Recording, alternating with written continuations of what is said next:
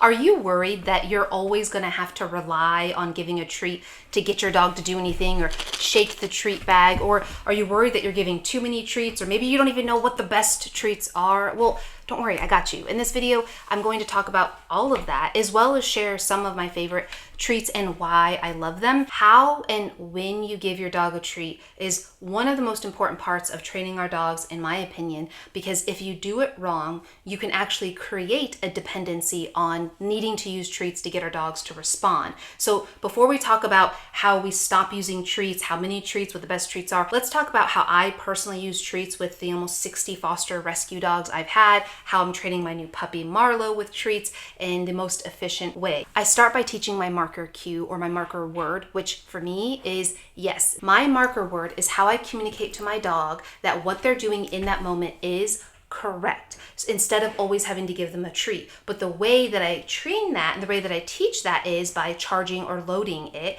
and I'll show you how I do that. It's very simple. In the very beginning, I don't ask my dog of anything. I simply say the word and immediately follow it with the treat, like in under a second. So literally, as I'm finishing the word, I'm giving the treat. Yes. Yes.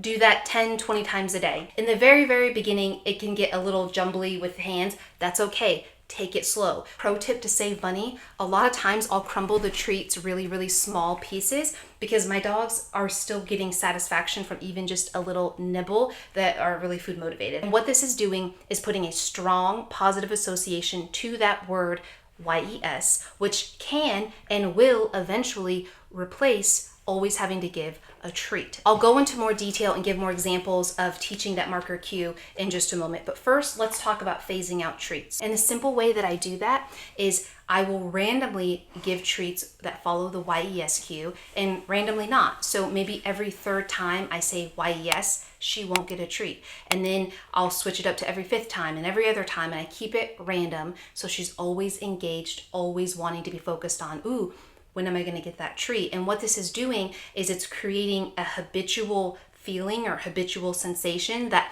wow, this word, YES, is so exciting that even if I don't get a treat after it, I'm still getting the same positive sensations I would get as if I was given a treat. It is so powerful. This is how we keep our dogs on our toes. This is how we keep them thinking. And that is something I do a little bit further down the road in practicing, because I really want to initially establish that strong positive association between the word YES and a treat. Now, how many treats do you give? Like, especially if you're training a young puppy or you're just starting to train your dog, you can go through a lot of treats. And remember, almost 60% of dogs are overweight or obese, which can shorten lifespan by up to 2 years and cause a whole host of chronic canine diseases. So for my dogs, when I'm using a lot of treats one day, I will typically decrease the amount I feed them in that day of their actual meal by just a little bit, and or give them a little bit more physical exercise. And I'll have videos linked below on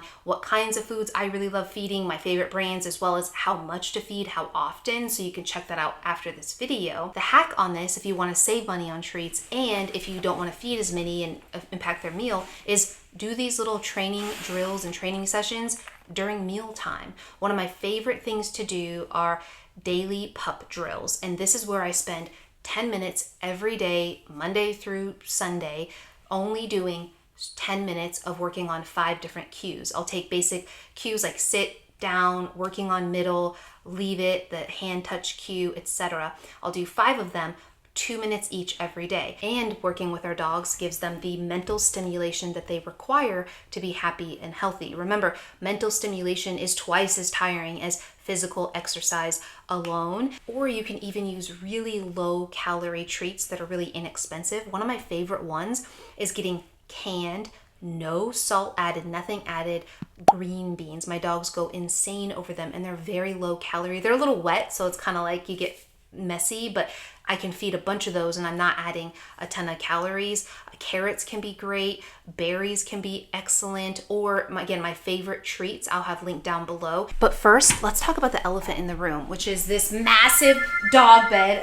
This is not sponsored. I just got this, so I wanted to show it off. This is the Pluffle. I'll have it linked below for you, but this is a human-sized dog bed that is so plush. I can barely get in it without the dogs, but Yes, I actually use this to nap and I love it. And don't even get me started on finding a good quality dog treat. It is extremely difficult in my opinion. And yes, I am picky when it comes to my dogs, but for good reason, because most of the treats out there, most of them are made with low quality ingredients, but they put it in our dog's treats and it's so difficult to navigate. But that's why I made my list of my favorite dog foods and treats, which you can have linked below. Some of the things I really look for example, these are some treats that I've been using lately. Dr. Becker's Bites. These are human grade, only 2 ingredients, liver and ginseng, and they're air dried so that they're not ultra processed. I'm very passionate when it comes to what I give my dogs in terms of food and treats, in case you can't tell. And if you're the same, I hope you click that subscribe button, because I do share